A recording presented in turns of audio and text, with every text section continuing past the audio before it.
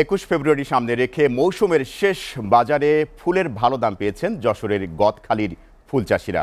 বাড়তি দামে গাঁদা, গ্লাডিওয়ালা সহ বিভিন্ন ফুল বিক্রি করতে পেরে খুশি তারা। চাষিদের দাবি, সারা বছরের হিসেবে লাভেই আছেন তারা। পুরো মৌসুমে অন্তত 150 কোটি টাকার ফুল বিক্রি করতে পেরেছেন বলে জানিয়েছেন চাষি ও ব্যবসায়ী নেতারা। যশোর প্রতিনিধি রকনুজ্জামান রিপনের প্রতিবেদন। ফুলের রাজধানী যশোরের গদখালির ফুল চাষিরা মূলত বুদ্ধিজীবী দিবস, বিজয় দিবস, ইংরেজি নববর্ষ, বসন্ত, ভালোবাসা দিবস ও আন্তর্জাতিক মাতৃভাষা দিবসকে ঘিরে সারা বছরের বেচাকেনা করে থাকেন। মৌসুমের শেষ উৎসবের বেচাকেনা আজ শেষ করছেন তারা। গত 3 দিন ধরে ফুলের ঊর্ধ্বমুখী দাম পেয়ে খুশি চাষিরা। তাদের দাবি, 2 সপ্তাহ আগে যে গ্লাডিওলাস পানির দামে বিক্রি করছিলেন তা এখন 8 থেকে 15 টাকা পর্যন্ত বিক্রি হয়েছে।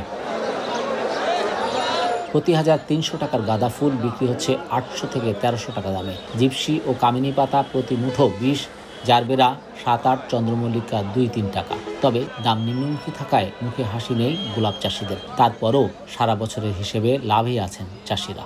বছরে 5-7 লাখ টাকা লাভ থাকে, তো এবার বছর আমি সব মিলিয়ে আমার 4 থেকে 5 লাখ টাকা ইনশাল্লাহ আমি লাভে আছে।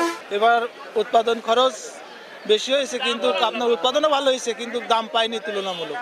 এদিকে চাষি ও ব্যবসায়ী নেতাদের দাবি, 21 ফেব্রুয়ারির বাজারে চাহিদা মতো দাম পেয়েছেন ফুল চাষিরা।